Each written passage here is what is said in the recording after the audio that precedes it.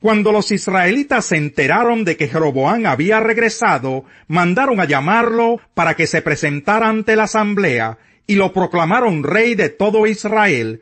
No hubo quien se mantuviera leal a la familia de David, con la sola excepción de la tribu de Judá.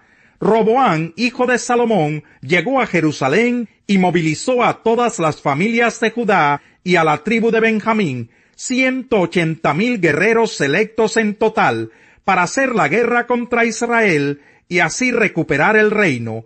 Pero la palabra de Dios vino a Semaías, hombre de Dios, y le dio este mensaje: diles a Roboam, hijo de Salomón y rey de Judá, a todas las familias de Judá y de Benjamín, y al resto del pueblo, que así dice el Señor: no vayan a luchar contra sus hermanos, los israelitas, regrese cada uno a su casa, porque es mi voluntad que esto haya sucedido. Y ellos obedecieron la palabra del Señor y regresaron, tal como el Señor lo había ordenado.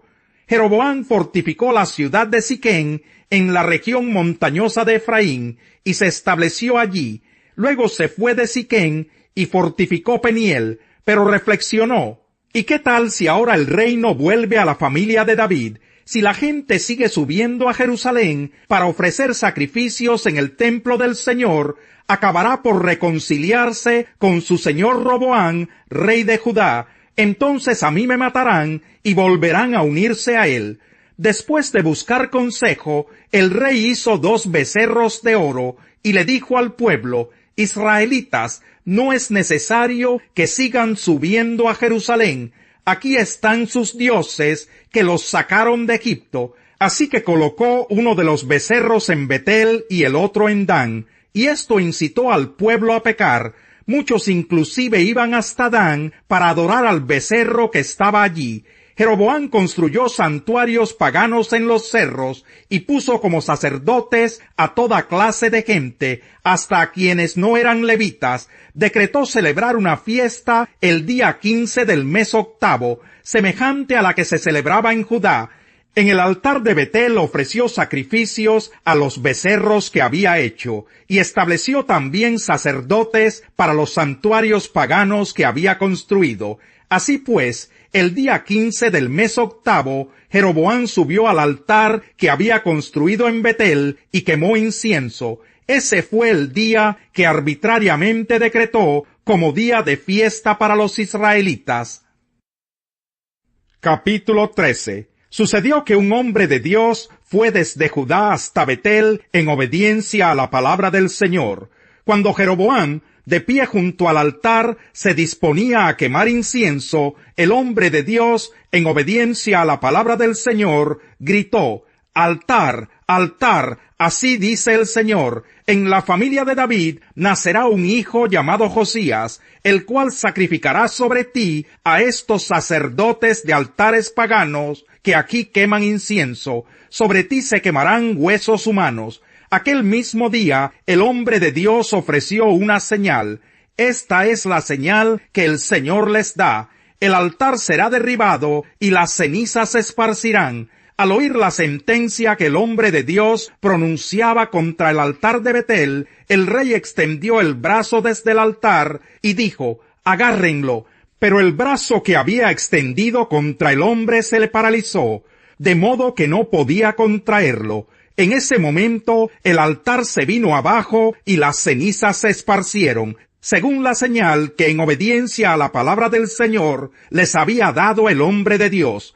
Entonces el rey le dijo al hombre de Dios: apacigua al Señor tu Dios, ora por mí para que se me cure el brazo. El hombre de Dios suplicó al Señor, y al rey se le curó el brazo, quedándole como antes. Luego el rey le dijo al hombre de Dios: ven a casa conmigo y come algo. Además, quiero hacerte un regalo. Pero el hombre de Dios le respondió al rey: aunque usted me diera la mitad de sus posesiones, no iría a su casa.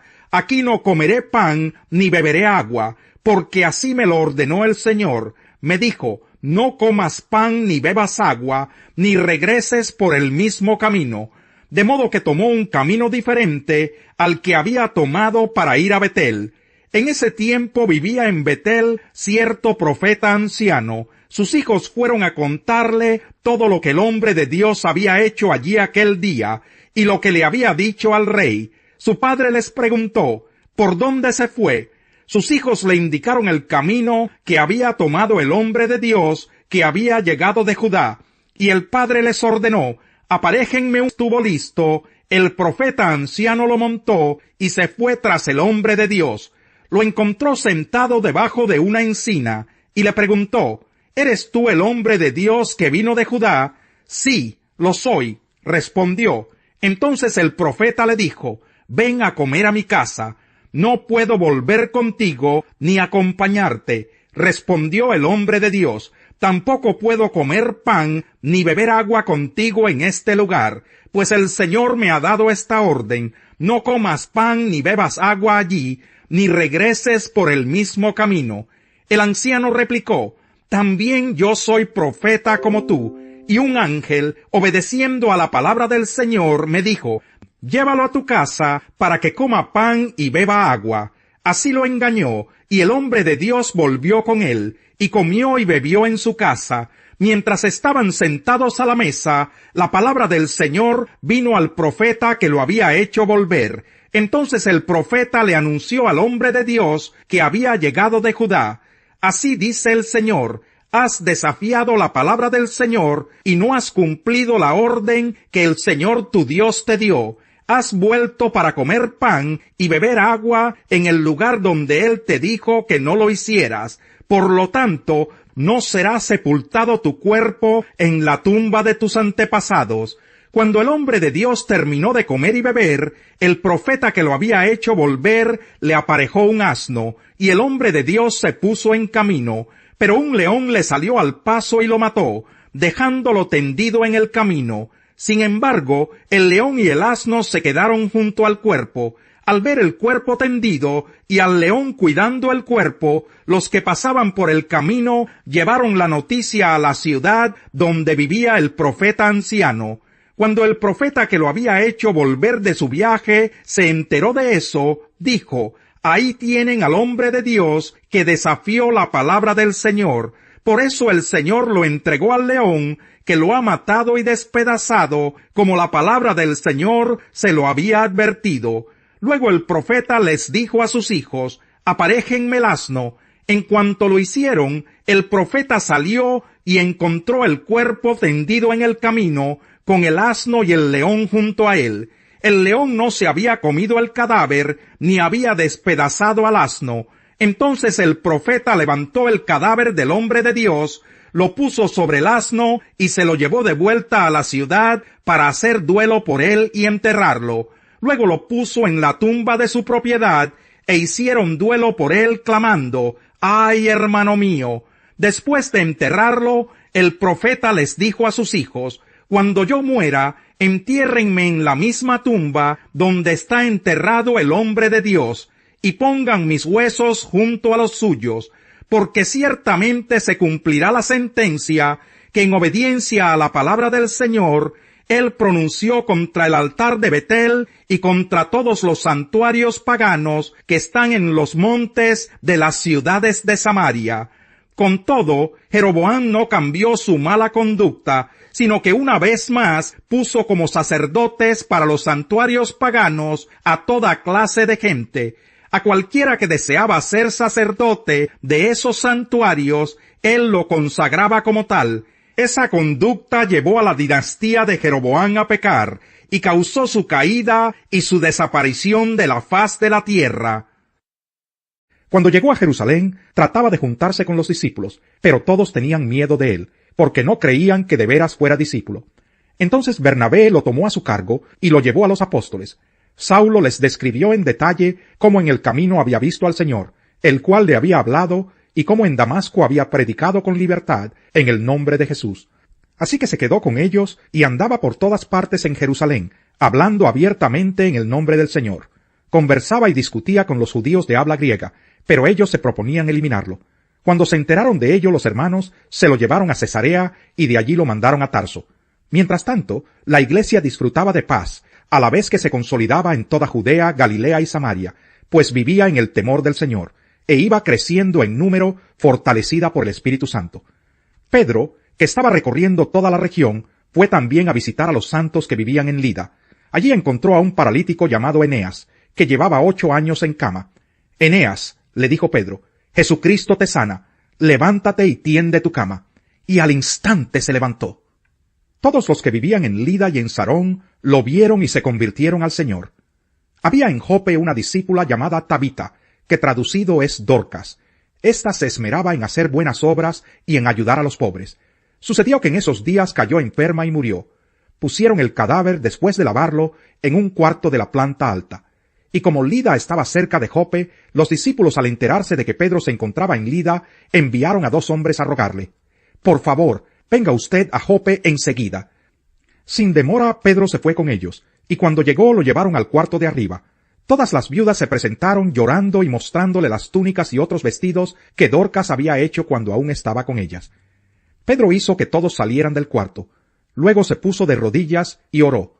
Volviéndose hacia la muerta, dijo: «Tabita, levántate». Ella abrió los ojos y al ver a Pedro se incorporó. Él, tomándola de la mano, la levantó. Luego llamó a los creyentes y a las viudas, a quienes la presentó viva. La noticia se difundió por todo Jope, y muchos creyeron en el Señor. Pedro se quedó en Jope un buen tiempo, en casa de un tal Simón que era curtidor. Salmo 132. Señor, acuérdate de David y de todas sus penurias. Acuérdate de sus juramentos al Señor, de sus votos al poderoso de Jacob. No gozaré del calor del hogar, ni me daré un momento de descanso.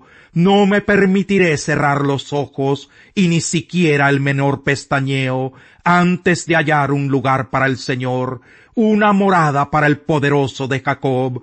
En Efrata oímos hablar del arca, dimos con ella en los campos de Yagar. Vayamos hasta su morada, postrémonos ante el estrado de sus pies. Levántate, Señor, ven a tu lugar de reposo, tú y tu arca poderosa, que se revistan de justicia tus sacerdotes, que tus fieles canten jubilosos. Por amor a David tu siervo, no le des la espalda a tu ungido. El Señor le ha hecho a David un firme juramento que no revocará. A uno de tus propios descendientes lo pondré en tu trono. Si tus hijos cumplen con mi pacto y con los estatutos que les enseñaré, también sus descendientes te sucederán en el trono para siempre. El Señor ha escogido a Sión, su deseo es hacer de este monte su morada. Este será para siempre mi lugar de reposo. Aquí pondré mi trono, porque así lo deseo. Bendeciré con creces sus provisiones, y saciaré de pan a sus pobres. Revestiré de salvación a sus sacerdotes, y jubilosos cantarán sus fieles. Aquí haré renacer el poder de David, y encenderé la lámpara de mi ungido. A sus enemigos los cubriré de vergüenza, pero él lucirá su corona esplendorosa. La corona del anciano son sus nietos, el orgullo de los hijos son sus padres.